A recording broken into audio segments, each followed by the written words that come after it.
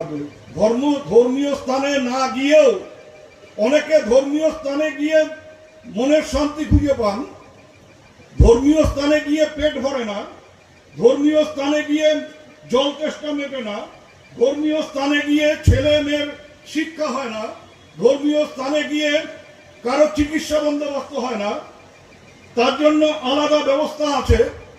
কিন্তু ধর্মীয় স্থানে গিয়ে অনেকের হয়তো মনে একটা আলাদা শান্তি আসে, মনের অনেক দুঃখ জ্বালা সেটা হয়তো ধর্মীয় স্থানে গিয়ে মিটে যায়। তেমনি যারা সুস্থ সংস্কৃতিকে ধর্ম বলে মনে করেন তারা কিন্তু এই মঞ্চে উঠে সামনে এই হাজার হাজার মানুষের সামনে তাদের মুখের দিকে তাকিয়ে এমন একটা প্রশান্তি তাদের মনে আসে যে তাদের মনের ভেতরকার সব জ্বালা যন্ত্রণা মিটে যায়। আমরাও এই জ্বালা যন্ত্রণা মেটানোর জন্যই এই মঞ্চ তৈরি করছি, এই মঞ্চের দিকে এগিয়ে আসছি। ধর্ম যদি কোনোদিনও সময় পাই দুর্গাপুজোতে যাব, ঈদেও যাব। এই সামনে মহরম আছে, মহরমে তাজিয়া যখন বেরোবে তখন যাতে কোনো সমস্যা না হয় তার জন্য রাস্তায় দাঁড়িয়ে ওই মহরমের তাজিয়াও দেখব। তেমনি কেউ ঈদের সময় আমন্ত্রণ জানালে, দাওয়াত জানালে তার বাড়িতেও যাব।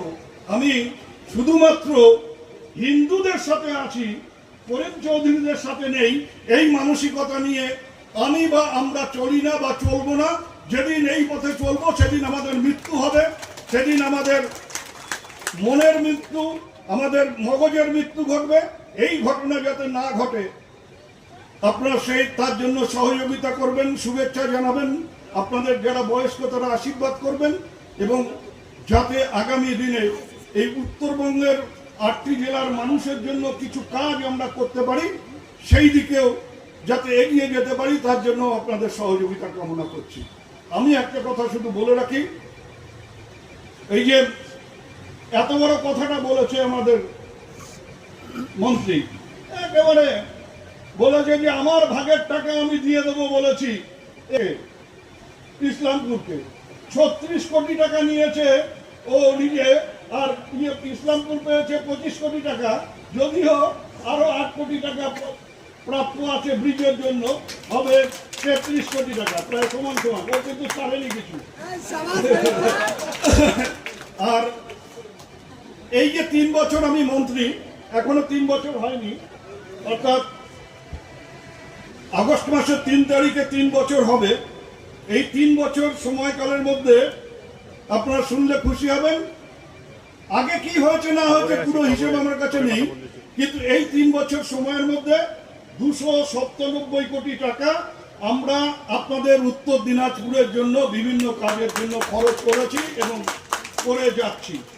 তার মধ্যে আপনাদের এখানে 25 কোটি টাকার উপরে আছে, আর ওই ব্রিজটা স্যাংশন হয়ে গেলে আরো 8 কোটি, অর্থাৎ 33 কোটি টাকা আপনাদের জন্য বরাদ্দ আছে। এই রকম কাজ আরো হবে। শুধু সঠিক মানুষটাকে মমতা বন্দ্যোপাধ্যায়ের কাছে পৌঁছে দেবেন, এই আবেদন করে আপনাদের সবাইকে শুভেচ্ছা নমস্কার জানিয়ে আমার কথা শেষ করলাম। ধন্যবাদ।